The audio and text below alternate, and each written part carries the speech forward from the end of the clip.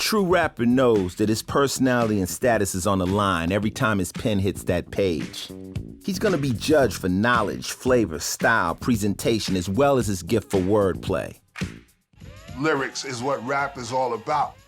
So being lyrical and being able to flow and have the type of rhymes and raps that paint pictures for people. When I did get behind the mic and hearing myself and experiencing the art of being on the microphone and figuring out what your voice is, that was the hard part for me. That's what people don't understand. It's not like they think you're just talking over a record, but we had to develop who we were as artists, our voice, you know, our inflections, our flow, how we were gonna sound, how we were gonna be different from all the other women, and that took a minute for us to develop. If we're gonna get in this game, if we're gonna represent, we gotta be as good as those guys, you know, and they were like one of my big influences, and when I was developing the voice, there was two things that stood out to me in hip hop that I loved in all the groups that were going on. There was the Beastie Boys, because they had a different, you know, vocal pitch than everybody else. The other big influence was Public Enemy and Flavor Flav, how his voice always cut through. And I said, well, nobody's, you know, aside from the Beastie Boys, nobody's really cutting through like that. So we became, as far as our vocal tones, Public Enemy in reverse. And I would practice because my voice was like this. And that wasn't a rapper's voice. Like who was I gonna get to listen to? You mean it was low and? It was teeny, tiny, no weight to it. And I would practice and he would say, get strong and come from here. And for months, I would sing Salt and Pepper's songs or rap them in my living room until my vocal was strong enough that, you know. So we owe this to who? Because you're known to have one of the strongest female MC voices. George Lucien. He developed this voice. Absolutely. My voice is so much a part of my style that once you get past and beyond that and you hear what's going on, my thing is about substance and presentation. So I kind of fall into the beat. I'm like I'm a chameleon when I rhyme, which is a part of like why I kind of stay, because I'll fall into the rhythm and I become a slave in the rhythm, and then it's like. So you was Wu-Tang, you'd be chameleon style. right. No doubt. You need to start writing your shit down and really putting some concepts and building something else. Everybody just can't come off the head and freestyle and make that shit hot. What I do is when I write, I'll write it, like even if I'm writing in the studio to a track, I'll write it, then I'll spit a rough. I'll spit it, and then I take that track and I'll roll with it. Live with it. You know, usually, unless that night I was tremendous, I'll redo it, because the first time I might have been reading it, so now I'll go in and now I can perform it, because by rolling with it now I've memorized it, I've locked it in, so you're gonna get different vocal inflections, because now I know it. So I'm like, okay, now, and I might say it word for word, or I might change some stuff in it. You know, but I go back in, and the second time, I don't need no paper. I'm just going in, busting it. I write the story first, not even as a rhyme. I just write the story about what I wanted is, you know, I guess it's from school, you know, and I write the introduction, I write the body, I write the conclusion. I always write the conclusion first. I always know where my story's gonna end, you know, before I even start writing it. I try to start off with 16 dots on the paper. What?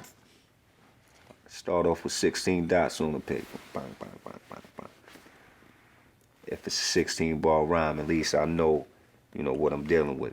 My thing was, if 4 bars was this long, my thing was I got, you know, I see like a graph in between them 4 bars. And within that, I could place so many words and so many syllables and so many words. And at times, you know, if the beat was perfect, I can take it to the point where there's no other words you can put in that 4 bars. I'm what you call, like they call a method writer. It has to be a method for the madness. I have to always be conscious of the fact that my words are always gonna be watched no matter what. Because if I make a statement, I gotta make sure that I'm 100% behind it. What's your technique when you really going in? When I go in, I still write on pen and paper. Call me old-fashioned, but fuck it. You know what I'm saying? Like, for me, it's something to be said about the way I memorize things, because I have to write it down and repeat it. And then when I repeat it, then it's here and I never lose it. Sometimes I can go in the studio, hear a beat, get inspired, write it in 15 minutes, spit it, done. And then sometimes I hear a beat and I write a piece to it, and then I'll come back around a month later and feel the rest down because of this piece. I've been milling over it and I got a concept now. When I say something and I start writing fast, and then I just come, and then you try to say something to it, like, just wait. Like, got it! Okay, now what's up? Right, that's what I'm talking about. You just feel it, feel it, like. It's that line that you know, if you know what it feel like to rip a crowd, hold a mic, and get in front of people, and then they respond to that, call and response, the energy, movement, you can feel it, you can move it around in your head, then that's the line that needs to be written.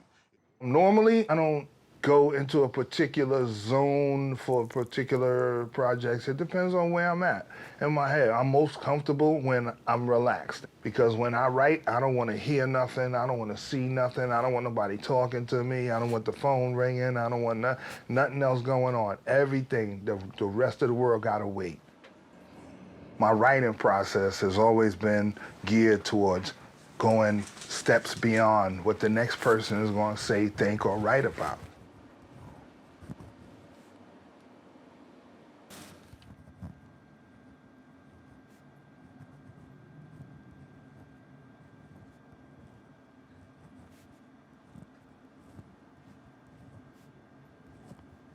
When Snoop Dogg made to write a song, how do you like it to be? I mean, you gotta get blunted, I gotta smoke a lot of weed. Okay. I gotta have some old school music playing, whether it's old school R&B, hip hop, anything that's 70s, 80s, 60s, you know what I'm saying? Something that's inspiring to me. Then I gotta have a couple of, females around to give me some inspiration, because I like looking at them while I'm writing my whoop-wop. And then at the same time, I just like the whole mode to just be natural. What I love about rap is that it feels like it's puzzles to me. Like, words are like puzzles, and trying to figure out a puzzle and trying to figure out what word can go here and how many words can I make. Like, if I can take a rhyme, like, I'm real into the craft, like, just the MCing, and I feel like I always think, like, how can I figure this puzzle out? Like, how can I take words and put them at the end of the sentence, but in between, maybe make some words rhyme in between that rhyme, and like sandwich them. You know what I'm saying? Like, so sandwich those words and try to make them rhyme inside of the phrase, and then come back outside and try to rhyme with the word that I ended on the snare. I'm kind of real into the technical part of it. When you're writing your best raps, what's your technique?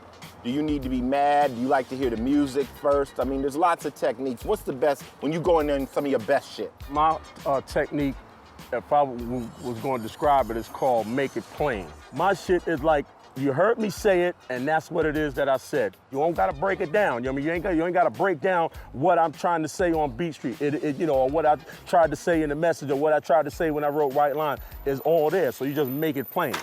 So you saying, when you want to write the best lyrics, you physically make yourself hungry. That's just the way I do. I work out physically, that's another one too. Box, when I come back with my blood up, like I'm ready to get into a fight, and my mind is racing. Only, instead of thinking about physically fighting, I focus on fighting mentally, because hip hop, you have to fight with your mind. Battles don't just come with, I'm gonna see you in the street. It's, I'm take you apart first. So the answer is obvious. Rap means something different to every MC. Whether it's writing something simple just to rock the crowd, or writing something deep meant to move the world, the one thing I do know is hip-hop requires skill. The skill of a great DJ, the ability of a great breakdancer, the style of a great graffiti writer, or the flavor and technique of a talented MC. To me, rap was always one of two things. I was either out to drop some knowledge and give the streets some game, or it was straight up combat. I always look at the microphone as my weapon. My ammunition is my intelligence. And my caliber, that's my cadence and flow. This is not a game. This is the art of rap.